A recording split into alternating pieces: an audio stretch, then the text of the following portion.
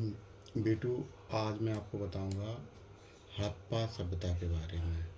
भारतीय इतिहास का जब भी अपन अध्ययन करते हैं तो हड़प्पा सभ्यता का बहुत बड़ा चैप्टर है और यहाँ से काफ़ी क्वेश्चन बनते हैं। इससे अपनी जो सभ्यता संस्कृति है, अपने देश का इतिहास है, वो काफ़ी प्राचीन होने का भी प्रमाण मिलता है। हड़प्पा सभ्यता की अपन बात करेंगे तो हड़प्पा सभ्यता ताम्रपाषाणिक पृष्ठभूमि पर एक कांस्य युगीन सभ्यता थी, जो उत्तर में, मतलब अगर अपने देश का देखेंगे तो उत्तर में मांडा चिनाब नदी, दक्षिण में दैमाबाद जो प्रवरा गोदावरी नदी के पास है महाराष्ट्र में, पश्चिम में सुतका गेंडोर दास नदी तथा पूर्व में आलमगीर और हिंडन नदी तक विस्तृत थी। इस सभ्यता की सबसे बड़ी विशेषता विशिष्ट नगर नियोजन एवं जल निकासी की व्यवस्था थी। इसमें जो देखेंगे, सबसे पहले जो खोज हुई वो हड़प्पा में हुई और जिसके नाम पर इसका नाम हड़प्पा सभ्यता पड़ा।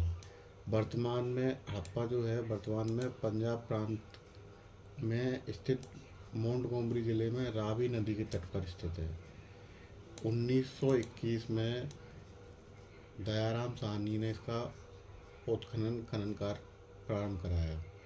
यहाँ पर अन्नागार, कब्रिस्तान, R37, शंख का बना बैल, स्त्री के गर्भ से निकला हुआ पौधा, पीतल का बना इक्का आदि पुरावशेष प्राप्त हुए हैं। हड़प्पा सभ्यता के अंतर्गत कई स्थान हैं जिनका पूछा जाता है। उसमें से पहला स्थान है हड़प्पा, इसके नाम पर इसकी नामकरण हुआ है। इसकी खोज दयाराम साहनी ने की थी 1921 में। कई बार पूछा गया है कि खोज किसने की, कई बार सन पूछा जाता है कि कब पहली बार पता चला, तो सन आता तो 1921 और वैसा है खोजकर्ता पूछे जाते हैं दयाराम साहनी। इसके बाद मोहनजोदाड़ो, इसके ऊपर मूवी बनी है मोहनजोदाड़ो ऋतिक की, उसमें देखा होगा आपने। इसका शाब्दिक अर्थ है मृतकों का टीला। इस स्थल की खोज 1922 में, एक साल बाद राखलदास बनर्जी ने की है। यह सिंधु नदी के तट पर सिंध के लरकाना जिले में स्थित है। सिंध मतलब जो अभी पाकिस्तान में स्थित है। ये हड़प्पा और मोहनजोदड़ो दोनों पाकिस्तान में है। वर्तमान में जो पाकिस्तान विभाजन के बाद उधर हो गया, लेकिन उससे पहले जब विभाजन नहीं हुआ था तो ये अपना हिस्सा था। यहाँ पर विशाल स्नानागार, महाविद्यालय भवन, कांसे के नृत्य नारी की मूर्ति, घोड़े के दांत, मुद्रापत अंकित पशुपतिनाथ की मूर्ति आदि अवशेष प्राप्त हुए हैं। पशुपतिनाथ का मंदिर नेपाल में भी स्थित है, जहाँ जाते हैं पशुपति, पशुओं के जो नाथ हैं पशुपति। मोहनजोदाड़ो चनउदड़ो, यह स्थल मोहनजोदड़ो से 80 मील दक्षिण में स्थित है। 1931 में MC मजूमदार ने यह उत्खनन कार्य प्रारंभ कराया। वो 1921, 1922 और यहाँ पे 1931। यहाँ झूकर जाकर संस्कृति के अवशेष, वक्राकार ईंटें, बिल्ली का पीछा करते हुए कुत्ते के पदचिन्ह, लिपस्टिक तथा मन के बनाने का कारखाना आदि पुरावशेष प्राप्त हुए हैं। चनउदड़ो। इसके बाद आता है लोथल। यह भोगवा नदी के तट पर स्थित एक स्थल है जो अहमदाबाद जिले गुजरात में है। ये अहमदाबाद में अपने यहाँ पड़ रहा है। लोथल में गढ़ी और नगर दोनों रक्षा प्राचीर से घिरे हैं।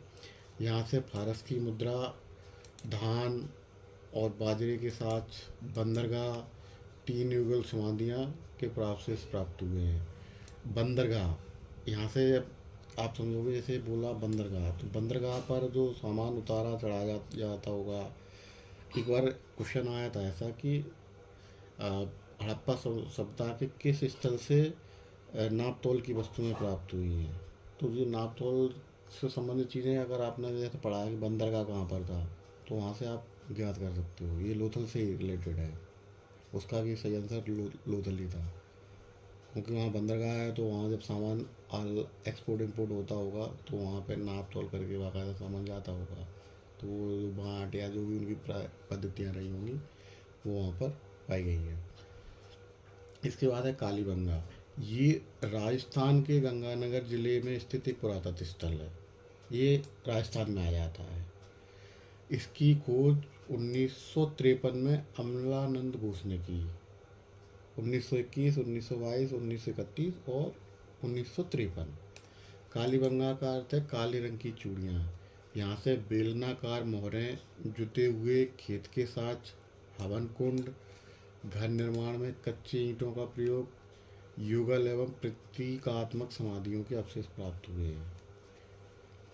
कई बार ऐसा पूछा जाता है कि ईंटों का प्रयोग या खेत के साथ या भटकुट के साथ कहाँ से मिली हैं। तो ये सब चीज़ें थोड़ा सा माइंड में रखने की है, जो कहते हैं मेमोराइज करने की, क्योंकि क्वेश्चन यहीं से बनाते हैं। धोलावीरा, यह गुजरात के कच्छ जिले में स्थित एक पुरातत्व स्थल है। इसकी खोज 1991 में R.S. बिष्ट ने की। ये 1990-91 में आ गए। यहाँ नगर का विभाजन 3 भागों में पूर्वी टीला, पश्चिमी टीला और मध्यमा है। जो हड़प्पा सभ्यता के अंतर्गत जो नगर होते थे वो बाकायदा वेल डिज़ाइन करके बनाए जाते थे, और उनमें पूर्वी टीला होता था, पश्चिमी टीला होता था, मध्यमा पूर्वी टीला होता था जो आम लोग रहते थे। पश्चिमी टीला जो होता था वहाँ पर ऊंचाई का एक तरह से रहता था कि संभवतः ऐसा बोला जाता कि जो उनके मुख्य लोग रहते थे राजा टाइप के, वो सब उधर थे। इस तरीके का ढाल बनता था, पश्चिम में ऊंचा, फिर होते हुए पूर्व में नीचा, इस तरीके से। यहाँ एक जलाशय प्राप्त हुआ है जो जल संरक्षण की उत्तम तकनीक का एक उदाहरण है। धौलावीरा, हड़प्पा सभ्यता की नगरीय विशेषता देखेंगे तो सड़कें उत्तर से दक्षिण की ओर जाती थी तथा एक दूसरे को समकोण पर काटती थी। बेल डेवलप, जो बेल डिज़ाइन, मतलब कि पहले से सब बना के कि कहाँ रोड होगी क्या होगा, उस तरीके से शहर बसाए जाते थे। कोई भी कैसा भी नहीं, कहीं ने किसी ने भी घर बना लिया। उत्तम जल निकासी व्यवस्था, ईंटों का अनुपात सामान्यतः 4-2-1, नगर नियोजन जाल या ग्रिड पद्धति पर आधारित था। बाकायदा बॉक्स वाइज घर बनाने के लिए कंपार्टमेंट, रोडों के जो एक तरह से जाल बनता ना ग्रिड का, कि यहाँ से रोड आई फिर यहाँ से काटा, उस तरीके से पूरा। जिससे मतलब ये समझा जा सकता था कि उस समय के लोग कितने कहा जाए कि मॉडर्न या बोले कि चीज़ों को समझने वाले थे। वो उस तरीके के नहीं थे जैसे कहा जाता है कि प्राचीन वो आदि मानव टाइप के हों, वैसे नहीं थे। उनकी मतलब संस्कृति इतनी डेवलप थी, उन्हें नाली बनाने का और उन सब चीज़ों का, ईंटें बनाने का ज्ञान था, वो सभ्यता थी। और ये इसका जो काल है, ड्यूरेशन है, ये है 2500 ईसा पूर्व से 1750 ईसा पूर्व के आसपास, मतलब आज से 4500 साल पहले। अभी जैसे 21वीं सदी से चल रही है, 2100 साल ही हो गए, और फिर इसके पीछे अगर 2500 जाओगे तो आपको 4.5 साल, 4.5 साल पीछे अपने जो लोग थे अपने यहाँ रहते थे, उन्हें इतना ज्ञान था कि वो ईंटें बनाते थे। लिपस्टिक का भी उल्लेख आया है, मन के बनाने के कारखाने, मूर्तियाँ और वो सब चीज़ें उस समय भी थी, जिससे ये सिद्ध होता है कि अपनी संस्कृति 4.5 साल 1000 पुरानी की तो ये रिकॉर्डेड है। अब इस लिपि की हड़प्पा संस्कृति थी तो उसकी कोई लिपि भी होगी, जैसा अपन अभी लिखते हैं, अक्षर बनाते हैं।